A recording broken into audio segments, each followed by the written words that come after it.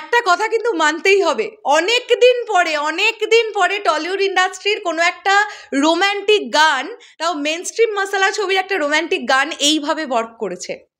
কিশোরী গানটা অনলাইনে আপলোড করা হয়েছিল 5ই ডিসেম্বর, আর আজকে 6ই জানুয়ারি, মানে 1 মাস 1 দিনের মাথায় এই গানটার ভিউজ বন্ধুরা 6.1 crore, মানে 60 মিলিয়ন প্লাস ভিউজ গেছে কিশোরীর।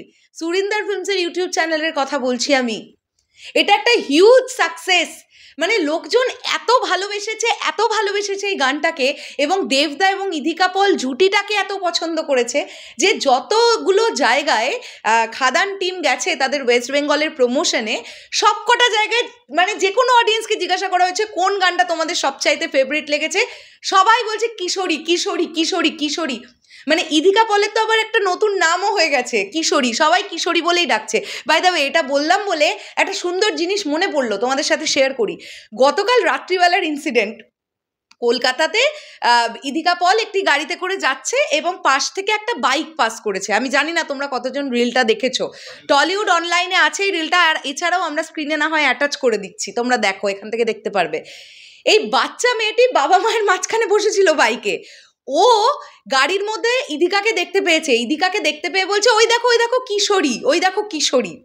মানে ওইটুকুনি একটা বাচ্চা সে ইধিকাকে দেখে আইডেন্টিফাই করছে কিশোরী বলে। তাহলে কি পরিমাণ হিউজ একটা সাকসেস এই গানটার, ফিল করতে পারছো?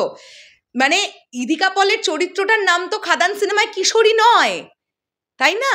কিন্তু কিশোরী বলে সবাই ওকে চিনছে। আচ্ছা, এটা বলছি বলে আর একটা বিষয়ও বলে দিই, নটি বিনোদিনীর প্রথম গান আসছে কান্হা, এই গানটা আসছে আগামী পরশুদিন 8ই জানুয়ারি।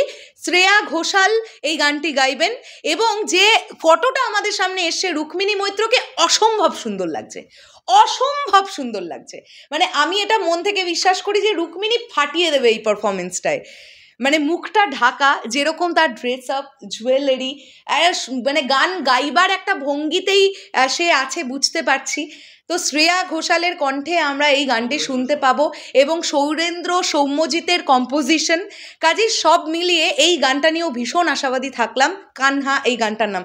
এই গানটা আমার না, রুক্মিণীর এই পোস্টারটা দেখে আমার চট করে একটা প্রজেক্টের কথা মনে পড়ে গেছে, সেটা হচ্ছে হীরামান্ডির একটা গান ছিল, ও সैया हटो जाओ तुम बड़े वो हो।